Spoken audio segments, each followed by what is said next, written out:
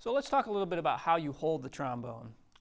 Lots of problems in the future can be avoided simply if you can get your kids to set up right about how they hold the instrument. Remember, tension is the issue that we're always working to try and solve in our young players. So you want to make sure their setup allows them to have the least amount of tension possible.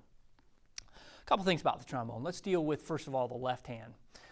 This is the arm and the hand that supports the weight of the instrument, and in the beginning band class, this is the heaviest instrument in the band. I know we all think tuba is going to be the most heavy, but it's actually resting on the player's lap.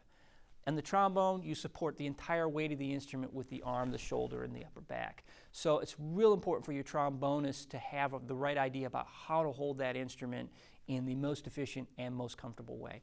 How that's achieved, basically, if you could get them to take the left hand here, hold their hand out as if they're going to shake somebody's hand. They're going to put their thumb right here on the support brace. They're going to wrap their 3 fingers, pinky, ring, and middle finger, around the cross bracing right here. Because of a kid's hand, everyone's going to be slightly different about this. So you want to be sure that you allow for some amount of variation. I have worked with kids who do a little bit more, like this. I've also worked with kids who are more wrapping around like this. I've even worked with kids who don't use their index finger to point it off over here on the mouthpiece, as most textbooks say. Everyone's different, so find the most comfortable looking grip for most of the kids that you work with. Okay? Now, when they hold the horn up, you want to make sure you sell the idea that the instrument is suspended from their arm, that they're not lifting the trombone, that they're basically suspending the trombone in a framework that's held up with the left hand, so that they suspend it in front of their face. Okay? Let's deal with the right hand. Here's where a lot of sloppiness comes into trombone playing.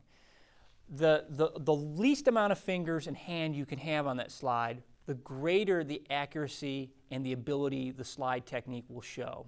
So I think the easiest way to think about this is you want to hold the trombone slide with the fingertips. There's more nerve endings in the fingertips than there are in any part of the middle digits of the finger. Don't allow your students to play with a lot of hand down here. Get the fingertips up near there. They'll have a greater sense of the spatial differences between positions. Number 2, you want to support that slide in 2 different places. One, of course, will be holding between index finger, middle finger, and thumb. And I'm saying holding and not pinching. Don't allow your students to pinch. They just hold it there. The second place that allows for a little bit of grip is to take the middle finger and put it on the outside of the slide tube. So that basically they're holding the instrument between the middle finger and the ring finger on their right hand, as well as they're holding it with their thumb and index finger and middle finger on that right hand. And this is going to allow for a lot of wrist mobility, so as they move the slide in and out and they change positions, they're going to be using a lot less of their shoulder and their elbow, and they're going to be incorporating a little bit of wrist in there. It also will allow for shorter arms, which you that teach 6th graders are going to have a lot of problems with. It allows for that shorter arm to allow the thumb to come off, but still have some stability on the slide because we're gripping between the middle finger and the ring finger. Okay? What we want to avoid are problems like this, where all the fingers are inside and we're only gripping at one point, because that's going to create some danger and some instability in the outward positions. It's also going to lead the student to want to use more of these middle digits of their fingers rather than the fingertips. So be on the lookout for a fingertip grip using the middle finger and the ring finger as a grip point, and the thumb and the index finger as another grip point. Let's quickly talk about posture here too. Most of your kids are going to be sitting down and playing. It's a well-known truth that when we play an instrument, we want to keep a nice straight posture. I think that's for 2 reasons, really. It looks better to the audience. Number 2, it just creates a thorax that's going to allow for greater efficiency when it breathes. If you recall from breathing earlier, it's going to allow that expansion to happen, that upward action to happen, and keep your students relaxed. Obviously, we don't want slouchers in the band. We want them sitting on their chair.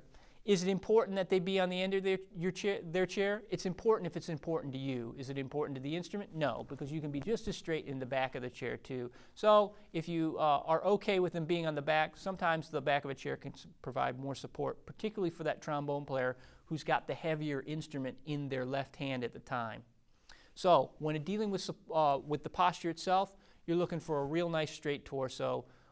You're looking for a nice relaxed upper body, so thinking about shoulders. You're also going to be looking for, and this is the last point on posture I'll talk about, that the student brings the trombone to them, that they don't meet the trombone halfway. Let me demonstrate what I mean.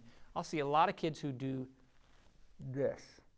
That's a problem because, as you can see, it's cramping my torso in one place. It's also causing me to jut my neck a little bit forward, which can cause some tension problems down the way. Get your kids to think about pivoting that instrument up to their face.